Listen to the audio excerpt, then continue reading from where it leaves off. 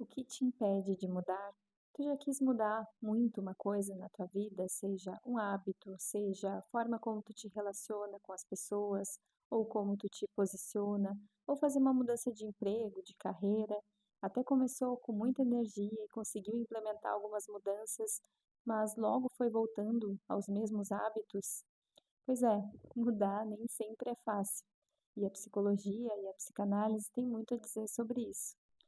Hoje eu queria falar sobre o porquê resistimos tanto às mudanças, mesmo quando elas são desejadas e até planejadas por nós. O meu nome é Tieme e eu sou psicóloga. Recentemente eu passei por uma experiência em que eu precisei fazer uma mudança bem grande. Eu fiz uma mudança de cidade, de estado, na verdade, e não foi muito fácil, mesmo que isso tenha sido planejado e desejado. Desde a minha adolescência, desde a época de colégio, que faz tempo, eu falo sobre sair da minha cidade natal e morar principalmente numa cidade de praia. Um desejo clássico, né? Quem não gostaria? Mas eu sempre tive essa ligação forte com a natureza, com o mar, queria viver uma vida mais tranquila. E me lembro de falar isso ainda com uma amiga de infância sobre essa mudança. Só que o tempo foi passando, eu fui crescendo profissionalmente na minha cidade e parecia que sempre tinha alguma coisa me prendendo lá. Esse ano eu realizei todos esses desejos. Mudei de cidade, de estado e mudei para uma cidade de praia. E foi mais difícil do que eu imaginava. Não pelo caminho que eu percorri até aqui, que também não foi fácil, mas porque eu percebi o que me prendia. Eu percebi que me faltava coragem para realizar essa mudança e percebi que haviam algumas questões inconscientes que me prendiam e não me deixavam avançar nas mudanças que eu gostaria de implementar na minha vida.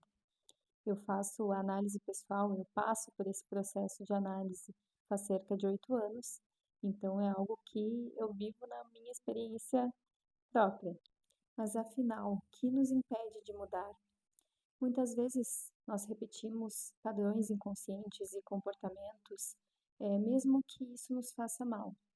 Freud chamou essa tendência de compulsão à repetição. Esse é um termo criado por ele. E ele quer dizer que é como se tivesse uma força autônoma dentro de nós que nos prende ao que é familiar, mesmo que isso signifique sofrimento.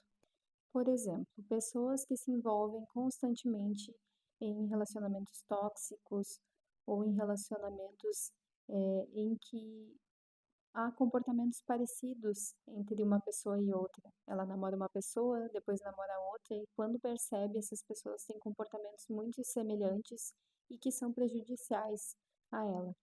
Ou uma pessoa que troca de emprego várias vezes e encontra sempre os mesmos problemas. Tem sempre uma inimizade, tem sempre alguém querendo prejudicar, entre outras situações. A gente entende que tudo isso tem uma motivação inconsciente, esses comportamentos, essas situações em que a gente se coloca, tem uma motivação, uma raiz que está no inconsciente. Ainda sobre essa dificuldade em mudar, tem um psicanalista francês, o Jacques Lacan, que trouxe um outro conceito, o conceito de gozo. Com essa ideia, ele quer dizer que mesmo uma coisa que nos dá prazer também pode ser fonte de sofrimento. Por exemplo, uma pessoa que precisa estudar, que é inteligente, que tem um objetivo, mas que está sempre procrastinando, está sempre postergando isso e vai perdendo tempo.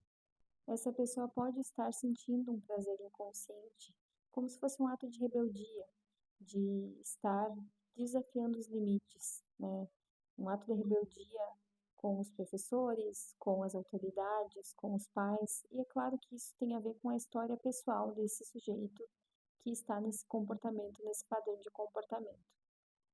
Então, esse prazer inconsciente é o que vai manter esse comportamento acontecendo, que vai manter esse hábito. Vocês entendem que o que queremos nem sempre está alinhado com o que desejamos inconscientemente?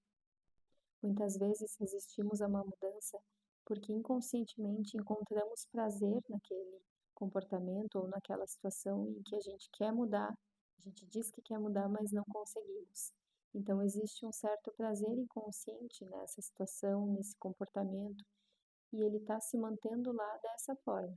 Então, resumindo, mudar é difícil porque envolve deixar para trás padrões repetidos, comportamentos repetidos, padrões conhecidos, algo que é familiar, que é confortável, envolve deixar para trás, talvez um prazer inconsciente.